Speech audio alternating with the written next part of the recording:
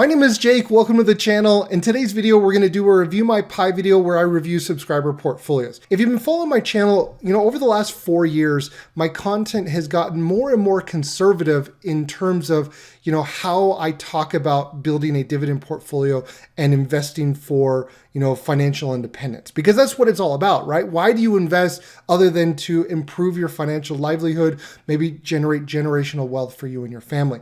But you'll notice if you've watched my videos years ago, I was a little bit more aggressive, more into single stocks. Now I'm much more conservative, and I much prefer a conservative risk in terms of the growth that the portfolio will generate, mostly through dividend ETFs. And I walk the walk. I do the same thing in my own portfolio. I talk about the core and satellite approach to investing and really focusing on the simple path to wealth. And I really try to avoid from, recommending individual stocks because I don't want anybody to invest into a stock and get burned. Let me give you a quick example of why I don't like recommending individual stocks.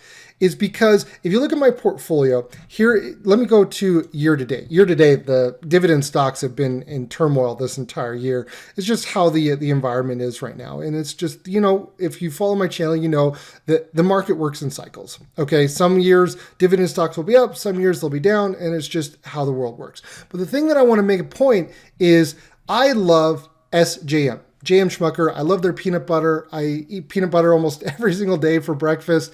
I just, it's something that I really enjoy.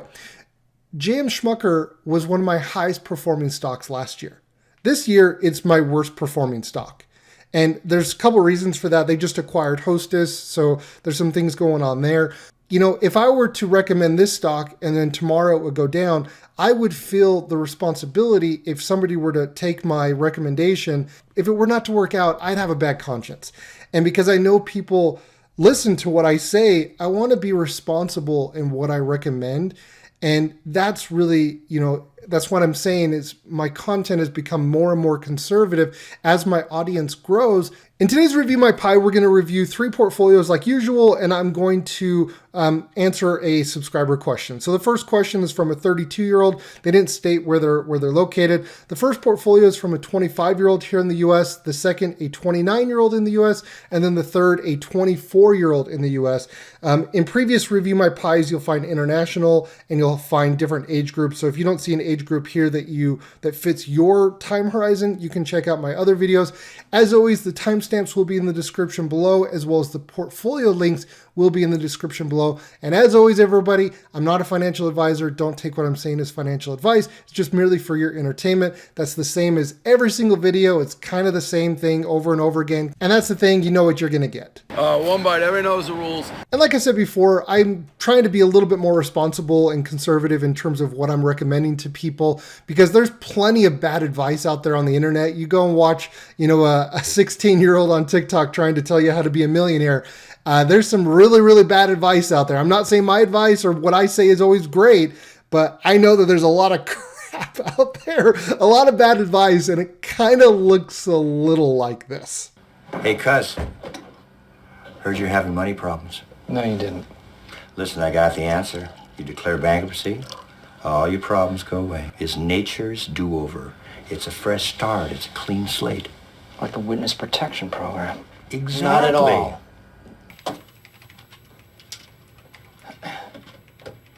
I declare bankruptcy! Oh my gosh, if only it worked that way. All right, cool. So really quick, what I want to share here is if you do want to, jump on a call with me and talk to me one-on-one, I do offer this. I do it a couple of times a week. I try to make it affordable. I've looked at what other people charge to sit down and have a conversation. I charge a fraction of what other YouTubers are charging, whether they be large or small. I try to make it affordable. And one more thing really quick, I do work with other brands as an affiliate. If you're interested in looking at, checking out different credit cards, reward cards, cashback cards, I partnered with Card Ratings to help kind of curate a list of credit cards and rewards that are available today that may be interesting for you. So for example, whenever I'm looking for a new credit card, or if I'm looking to, looking for something specific like a cashback card or a rewards card, I like using a site like this where I can check out what are the best options today, because as you know, promotions come and go, and you can check out different reward cards like cashback, travel, airlines, different categories, as well as your credit score. And what it will do is it will feature what are the top credit cards at that time based off of your credit score that you input and what you're looking for. I use this all the time personally whenever I'm considering a new credit card. And if you would like to check this out, I will leave a link in the description below. All right, let's take a look at this question here from Chris that I got. Chris writes, "Hi Jake, hope everything is well. I've been watching your channel for some time. I'd like your opinion on these holdings based on my time horizon: Costco, Apple, Microsoft, and Intuit, MasterCard, MSCI, Pool, Corp, SPGI, ADR Deer, etc. Some background, I'm 32 and I contribute about $300 a week into my dividend portfolio and also roughly about 35% into my Roth 401k. I hope to retire early in about 10 to 18 years. Thanks for any input you can give me." So, well, Chris, thank you so much for sending over the question. I think this is a generic question, right? So you're thinking about, you want to retire early. What does that entail? And if you're new to this, it can be a little bit exciting, but also at the same time, very, very overwhelming. When I first started thinking about retirement, it was like, I hated my job. I hated my boss. I wanted to get out. Right? It's like you're in a toxic relationship and you can think of nothing else other than just getting out, getting away. The thing is, it takes quite a bit of planning, and it can work, but it takes a lot of planning. And so here's the thing. You're trying to do something different than everybody else. So you have to think and be different than everybody else, because the norm is you work your 9 to 5, you work until you're 65, then you get on healthcare benefit, you get your healthcare benefits, you have hopefully your house paid off, and you're living the American dream, or whatever version of that is wherever you're at. The thing is in order to accomplish something like this, you have to be very different in that you're increasing your savings rate and therefore investing more than everybody else. And those are the levers that you have to pull from, right? Like you have to cut your expenses, stay out of consumer debt, and you have to make more money.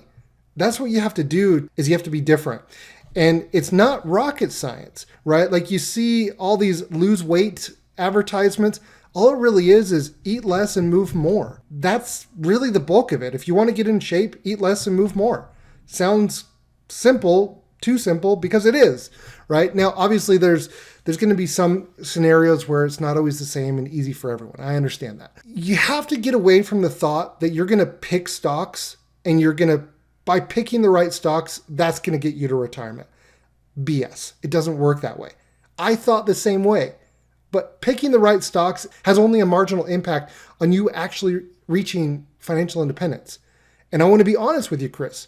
When I was first starting out, trying to learn about FIRE back, 8, 9, 10 years ago, I thought the same thing. I had to pick the right stocks and then I'll make it. No, really, the reality is if you want to reach FIRE and you want to live off of your dividends, you have to do everything else. You have to do what I said is in terms of stay out of debt, spend less than you make, and make more money and invest the rest, right? And the investments are only a small portion of that. If you're serious about living off your dividend portfolio and you really want to make this a reality, kind of like what my wife and I did, it took my wife and I almost 8 years to reach FIRE. 8 years. We were both in we were high net earners. We worked high stress jobs. Man, I commuted an hour a day in traffic. I know some people do more, some people do less. It's all relative, but I put in my 10 hours in working in software sales, right? I did the time and now I was different for 10 years and now I can benefit from that. But what I want to recommend is go over to my YouTube channel, go on the homepage here and come down to the very bottom and watch this video right here. It says planning for early retirement with dividend investing. In this video, I walk through, if I were to start, thinking about early retirement and planning for it, I would watch this video. And at the end of this video that you're watching right now, I will have this video pop up at the very end so you can watch this video next. This will help you a lot. Okay. So it's really important that it's not just picking the right stocks. That's only a portion of it. And so you want to make sure that you have the big picture. All right, the first portfolio is from John. He writes, "Hello, my name is John. I'm a construction worker here working in the US. I do not have any debt and have a pension building up from my job. I want to retire in 30 years. I'm 25 years old and want to retire at the age of 55. So even though you're looking to retire at the age of 55, you're still considered early, right? Because generally, as the age to retire gets pushed back and back, you're seeing that in Europe. This is still an early retirement. So you want to make sure that you're not entirely neglecting your tax advantage accounts like a Roth IRA or a 401k, but you're going to want to balance it out so that you have investments in both, should you work longer or shorter, right? And 30 years is a long time. Who knows what the world will look like in 30 years? But that's something to consider. And a construction worker probably means that you're probably making an average salary. You're probably making, a household income, assuming that you're maybe in a flyover state in the Midwest, maybe you're making 65,000, 55,000, 75,000. I'm assuming you're probably not making six figures. And that's okay because you have no debt, you're planning on a pension, and there's still going to be a lot of opportunity for you to retire early, even though you're not making a high salary or a six-figure salary. All right, so let's take a look at your portfolio. I can see here that you follow my channel. I've been talking about the Corn Satellite for quite a while now. You got 16 holdings, a 1.6% dividend yield. That's really good. You have a very low expense ratio. You have growth and you have income. And once again, you have a 30-year time horizon. And I'm assuming this is probably in a taxable account. Okay, so I like that you have the low dividend. This is good. It fits your time horizon. Let's see what you have in growth, which is 70%. You got SEHG, that's a lot. Okay, cool. Visa, they just increased their dividend this week. Great. Nova, MGM, Caterpillar, Meta, Apple, and Alphabet. Okay, I like this. I like it. So I like that you're concentrated in a growth ETF. I think this is the right choice. Ideally, what's going to happen in 30 years, you're going to, or any time in between, if you want to live off of your dividends, you're going to take the money, the capital gains from this portfolio, the growth, and what you're likely going to do is you're going to transition it into your income, which is probably your dividend portfolio. Yes, it is. And that is if you're looking to live off of your portfolio. So you're going to take the growth and you're going to rebalance it into your dividend portfolio.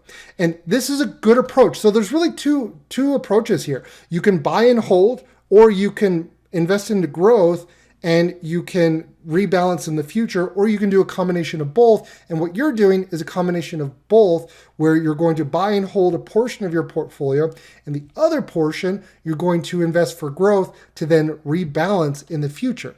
And they both can work. I like that you have SHD as the largest holding here that is very concentrated in a broad-based ETF. You have growth in here, and I'm assuming these are your favorite satellite positions, which is absolutely fine.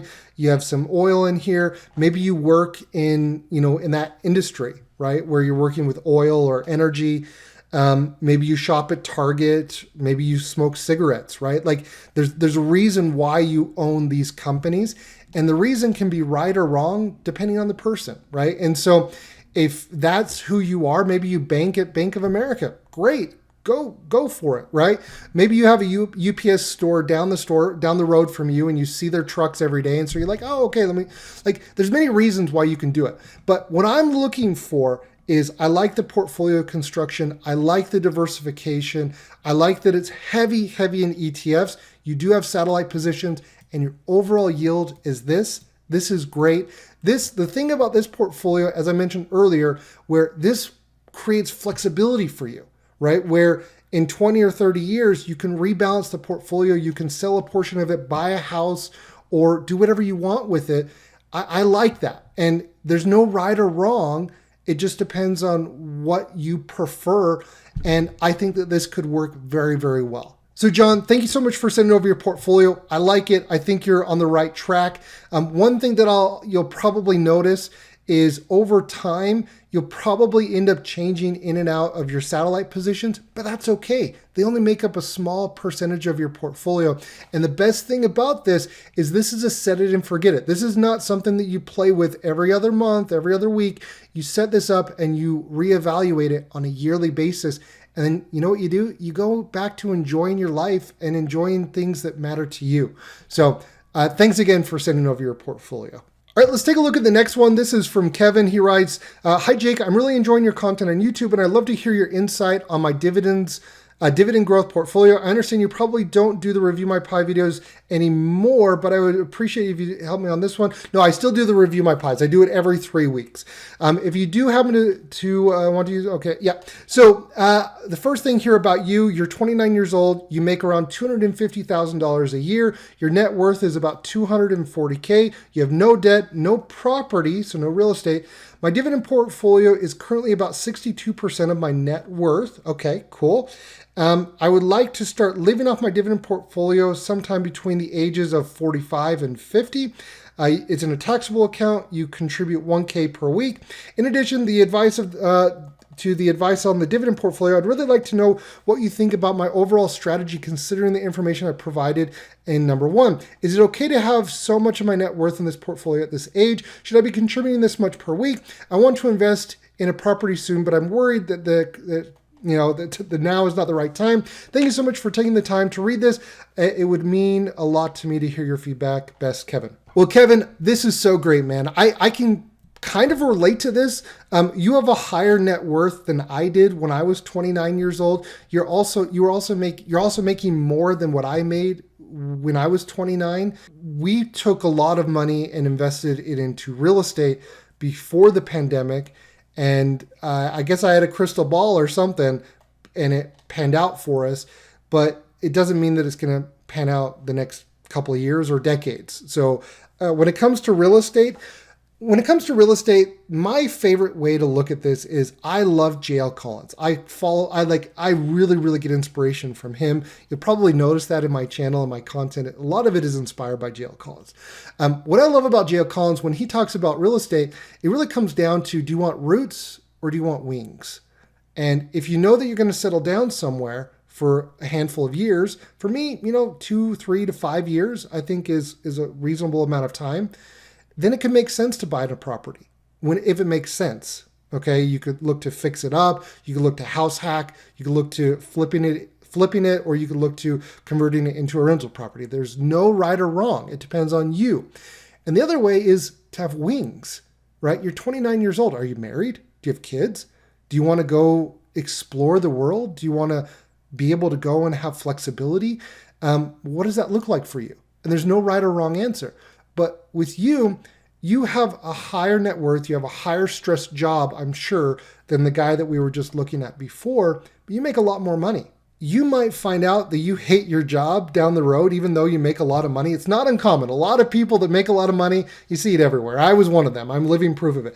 You make $250,000 a year, but you still hate your life and your job. It's first world problems, okay? But it's a reality. Now, I was in your shoes, and I discovered that I wanted to retire much sooner than the age of 50, as soon as possible, actually.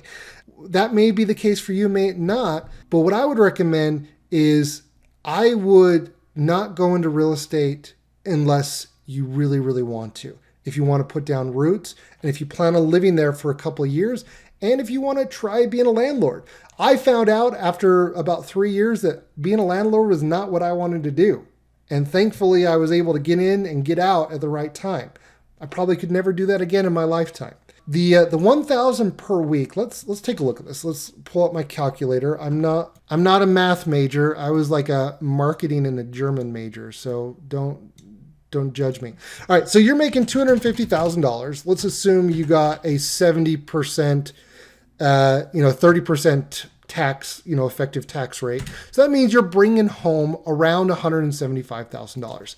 And if you're doing $1,000 a week, so 52, you divide that by 175,000. That means your savings rate after taxes, what your take home, that means you're saving about 30%. That's not bad. How much are you paying in rent?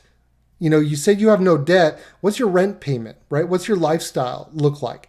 Could you bump this up to 50% or even 60 or 70%? As a high net worth, as a high earner, you should be able to get at least 50%.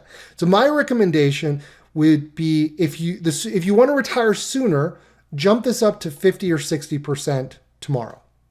If you want to not get burnt out, you want to go on more vacations, you want to enjoy your life, which I actually agree with, there should be a balance, then maybe jump this up to 40%, a little bit more, and still enjoy your early years where you can still travel and have energy and all of that good stuff. But right now, you have about a 30% savings rate after tax. See if you can get this a little bit higher, and that's what I would focus on. But you, my friend, you have first world problems when it comes to, what you're looking at here. I would just keep focus. And like when it comes to having most of your net worth in the stock market, that's where the majority of my net worth is. Your question here, it sounds like you've spoken to a financial advisor, because my neighbor's a financial advisor and I've talked to him about this. And the first thing that he told me, when you reach a certain net worth, you want to diversify in certain assets.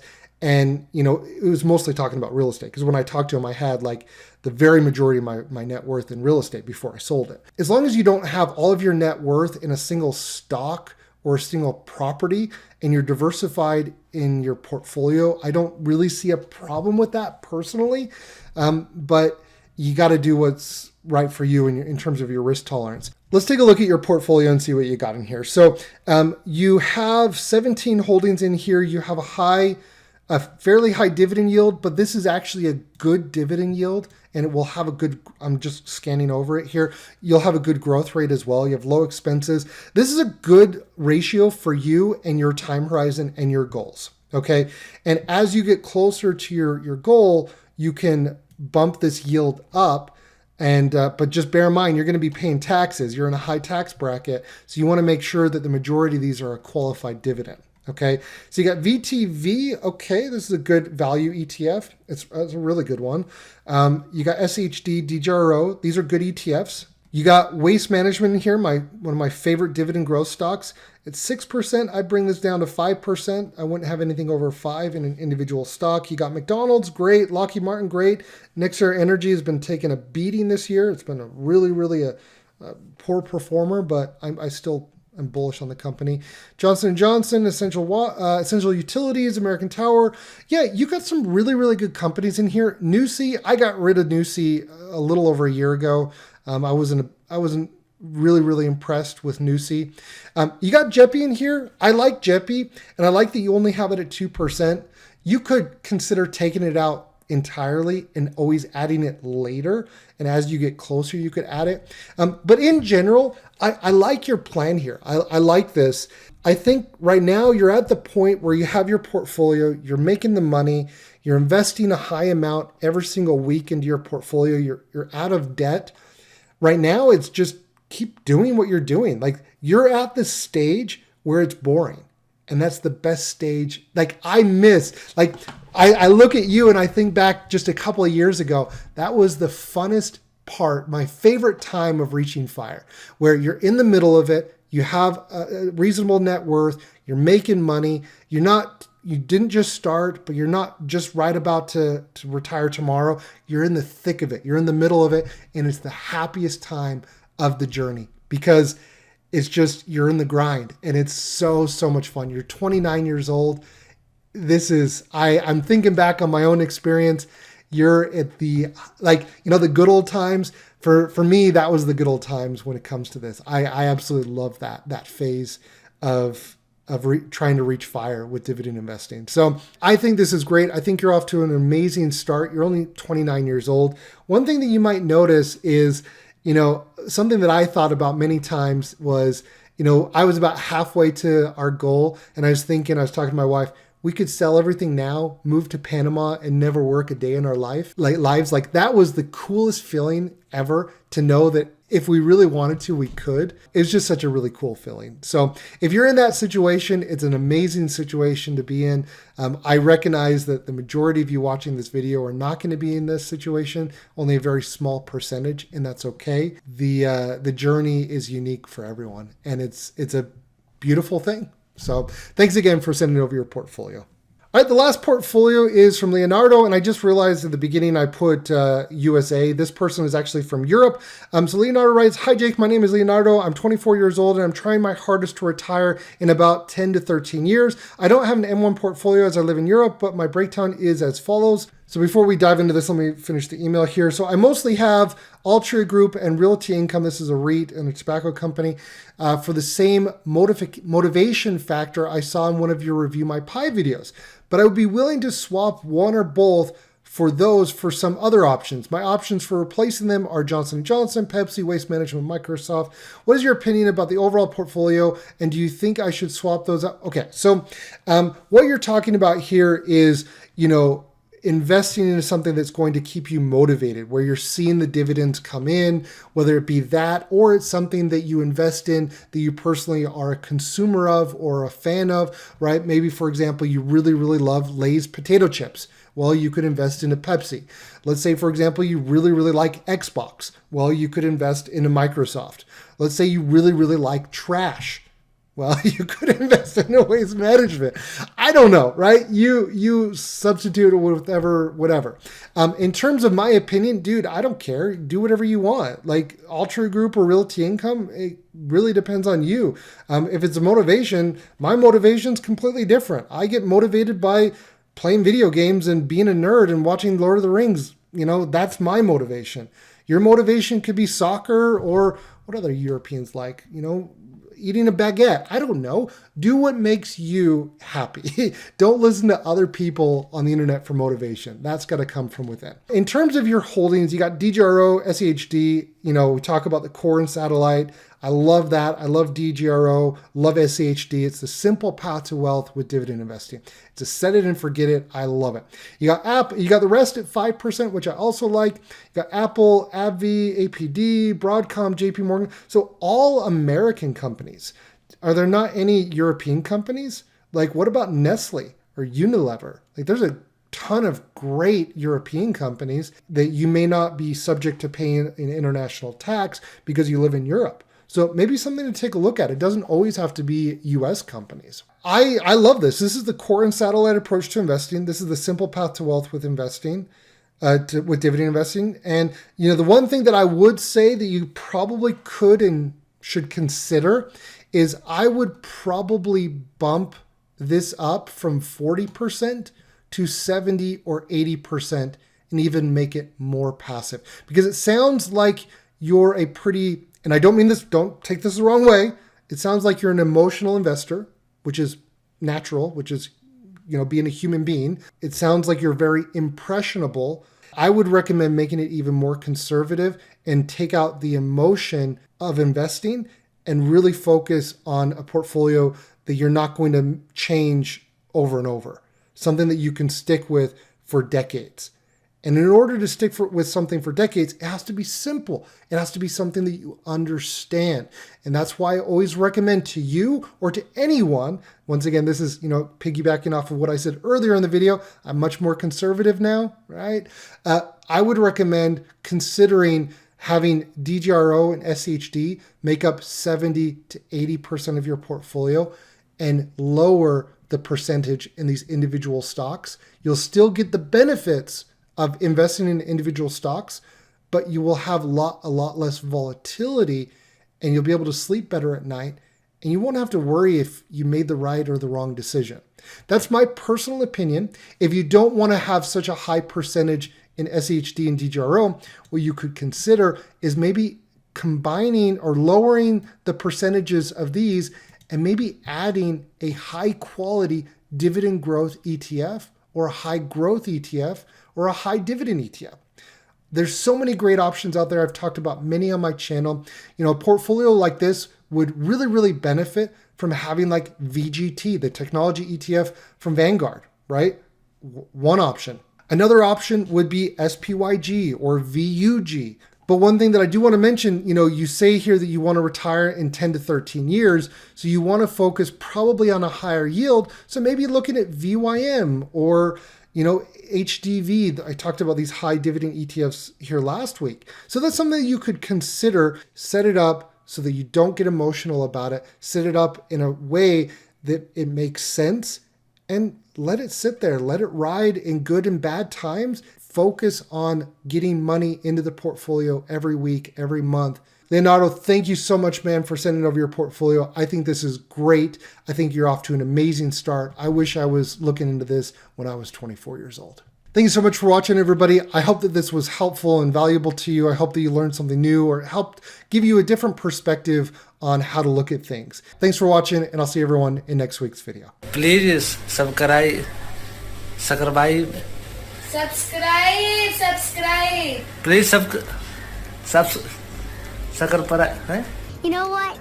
I think we're gonna be friends. Can everyone say hi to my friend? That's crazy. I just wanted to say thanks. I'm glad you came along, partner.